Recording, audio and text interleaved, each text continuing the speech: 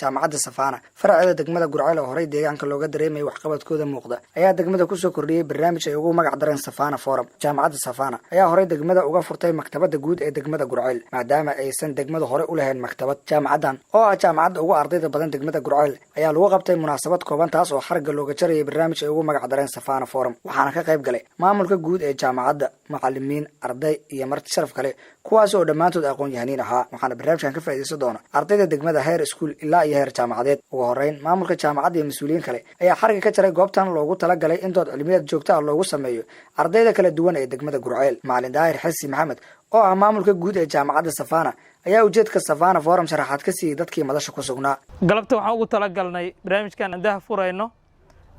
in deegaanku ka faa'iideysto, aqoon-yahanadu ka faa'iideystaan, jaamacaddu ka faa'iideysato, wacyiga bulshadana kor loogu qaado. ujeedada forumkan shaqooyinka uu qabanayo waxaa ka mid ah in dadku ay ku fakaraan inay cilmi baaris sameeyaan, mawduuc inta miiska la soo saaro la ruugo kabacdina markii la dharaandhiriyo ay ka soo baxaan miro wax ku oola ka soo baxaan kabacdina fulintiisii loo dhaqaaqo.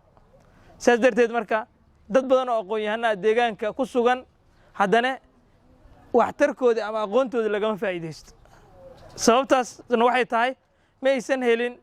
meel madal dood cilmiyeed lagu sameeyo oo barnaamijkaasi lagu falanqeeyo barnaamijyaalka noocaas ah. marka barnaamijkan waxaa ka faa'iideysan doona aqoon-yahanada deegaanka, waxaa ka faa'iideysan doona ardooyinka jaamacadaha dhigta ay ugu horeeyaan ardayda jaamacadda Safana, ardooyinka jaamacadaha kaleeta ee deegaanka. waxaan samayn doonaa haddii ilaa yiraahdo maalinba mawduuc ayaan miiska soo saari doonaa. waxaan ku casuumi doonaa oo ku marti qaadi doonaa dad aan is leenahay run ahaantii way u qalmaan mawduucan inay ka hadlaan ama xog fiican ama aqoon fiican u leeyihiin. sidaas darteed marka waxaan rajaynaynaa in cilmi badan uu ka siyaadi doono. dad badan oo baxthi aan sameyn ama research aan sameynin, cilmi baaris aan sameynin, buugaag badan aan baarin inay wax badan baari doonaan. markii la yiraahdo mawduuc hebel ku qoran tahay falanqayntiisa dad badan xagga fadhiya su'aalay ku weydiin doonaan. markii la yiraahdo qofka meeshan la soo fadhiisiyo mawduucaasna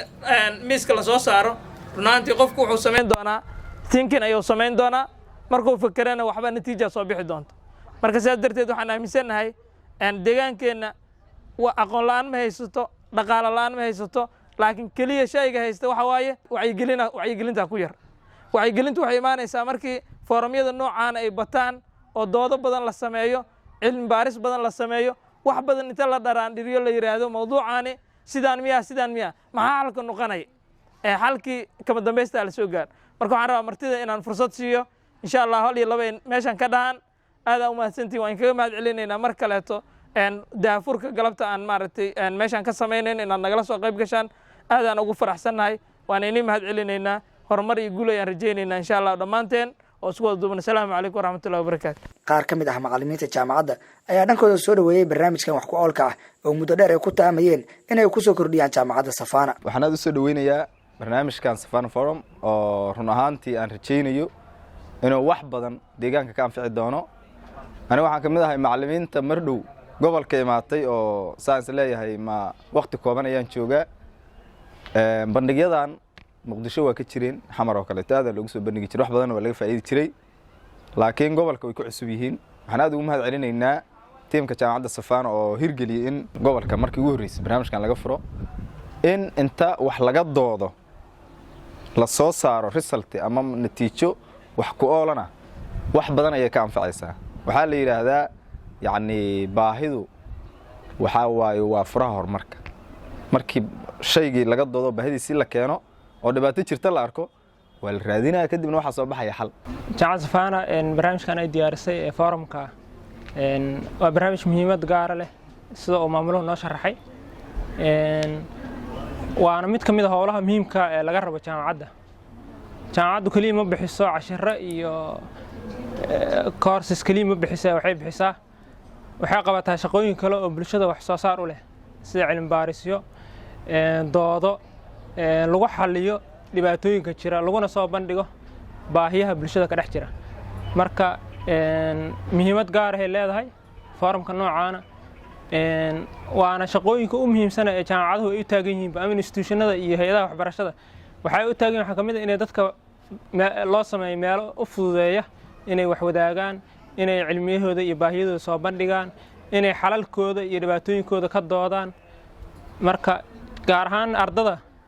ku jirta heerka waxbarashada koobaad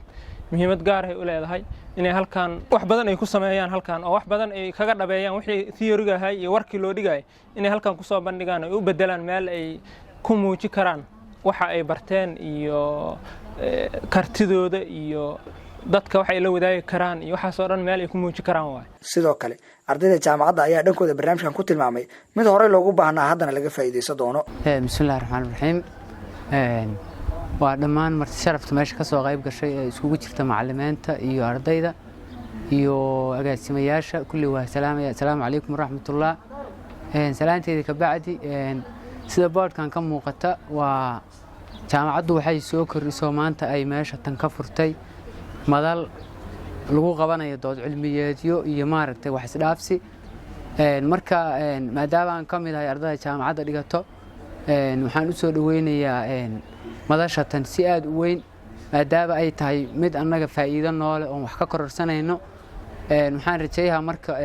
jiilkanagan hadda jooga iyo jiilalka xigaba inay ka faa'iideysan doonaan maadaama dood ay tahay dood cilmiyeed ay tahay waxaa laga faa'iidaa in maaragtay adigii aad baratid waxyaabo badan oo ka dahsoon in dadkii aad wax u faa'iideydid inaad adigu wax faa'iideysatid intaasoo dhan iyo mujtamacii aad ka tirsanad inaad wax u faa'iideysid marka waxaan isleeyahay kolley nasiibaan anagu u yeelana in maaragtay maanta iyadoo la soo kordhiyay jaamacaddii stiil aan sii dhigayno guruubyadii naga horreeyo baxana waxaan u rajeeyaa iyaguna inay maaragtay almiina haddeertaan ay doodaha iyo kulli ay soo xaadiri karaan marka aqoon isweydaarsiguna sidiisaba waa wuxuu basic u yahay ama ninka la yidhaah uu aasaas u yahay in maaragtay wax la fahmo wax la garto haddii mujtamacu uusan maaragtay meel uu aqoonta isku weydaarsaa oo wixii jira uga wada hadla aysan jirin qof walba waxay noqon meeshiisa inuu maaragtay oo wixiisa uu kaligiisa uu hal nal iska daarto waxna ka soo aroori maayaan marka waxaan aad u soo dhaweynaa madasha tan oo qusaysa ama looga hadli doono in dooda la isku dhaafsado cilmiyeysan oo maaragtay meel walba oo maxay ahaato hadday caafimaad tahay hadday tahay ninka liya maamul iyo kulli dhammaan waxyaabaha meesha lagu bartay marka aad baan u soo dhaweynaa anoo ku hadlayo ardada jaamacadda Safaan waan salaamaya assalaamu calaykum waraxmatullah ugu dambeyn waxaa goobta ka hadlay gudoomiyaha GSU oo ah urur ay ku midaysan yihiin qaar ka mid ah iskuulada degmada Gurceel laba kelmad bisaan ku soo koobaa kelmadda koowaad waxa waaye horta waxaan soo dhaweynaa barnaamijkan ay noo furtay jaamacadda Safaana oo ah barnaamij oo muhiimad aad u leh dadka waxa waaye in fikrad cusub la keeno dadka deegaanka wax loo keenaa ma hawl yara runtii markii la sheegay dadka anaga deegaanada dad jooga waxay yaqaanaan kaliya waxa dadka kale ay sameeyaan inay soo kordhiyaan maanta waxa laga yaabaa haddii dukaan cusub la furo dadka badankooda waxay yaqaanaan in dukaankii oo kale la furo marka aad aan u mahad celinaa mataqaanaa madaxda jaamacadda oo barnaamijkan noo soo kordhiyay aniga gudoomiye ahaan waxaan u ballan qaadi doonaa inaysan meeshaan xirmin aan u sameeyo in ardayda deegaanka halkan keeno si loogu faa'iideeyo ardayda ayaguna u faa'iidaan dadka oo professorada aqoonta leh oo deegaanka joogana ardayda ugu gudbiyaan xogaha ay hayaan haddii ilaah yiraahdo marka waxaa barnaamijkan aad u soo dhaweynaa barnaamijkaas oo ballan qaadi doonaa